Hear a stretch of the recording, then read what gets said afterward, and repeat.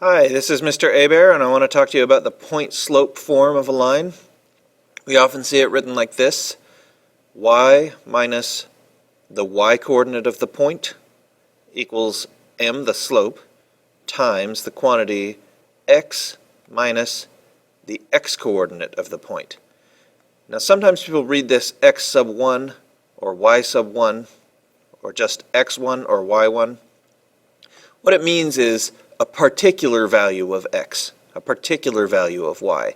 And that's to separate it from this x and this y, which are going to remain letters in the equation.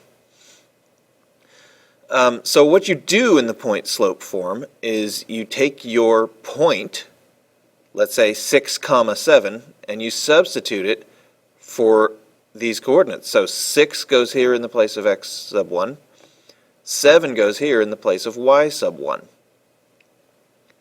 And then you take your slope and you put it here, let's say, I don't know, whatever your slope is, 2. You put it here where m goes. And then that becomes an equation of a line. It's a little different from the y equals mx plus b, because this is how you can write an equation of a line if what you know is a point and its slope.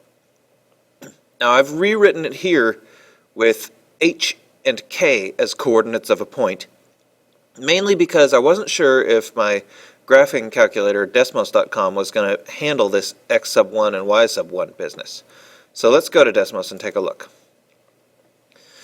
Alright, I have a line y minus k equals m times x minus h. That's the point slope form, where h and k are the x and y coordinates of the point.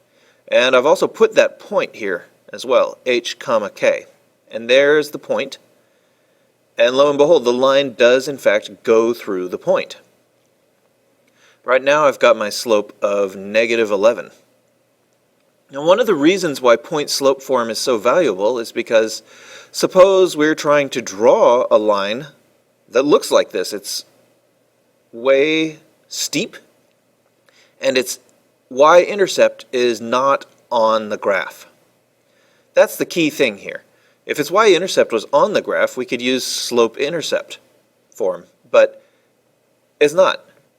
This line is going way, way, way high before we would see the y-intercept. So we can use the point-slope form because we know it passes through this point, 6 comma 7.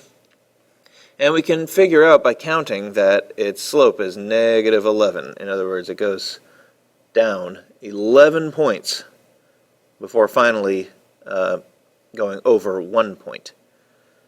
So the slope is negative 11 over 1. That's a rise over run. And that is a slope of negative 11.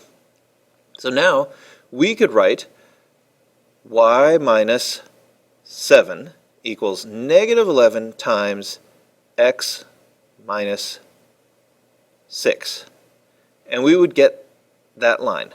Let's try it, in fact. Y minus 7 equals negative 11 times x minus 6. And look, we have in fact drawn that black line. Even if I move the other line far away, that black line with negative 7, negative 11, and negative 6 stays there. So by using point-slope form, you can figure out where a line should be, and then you can use the point-slope form to figure out its equation.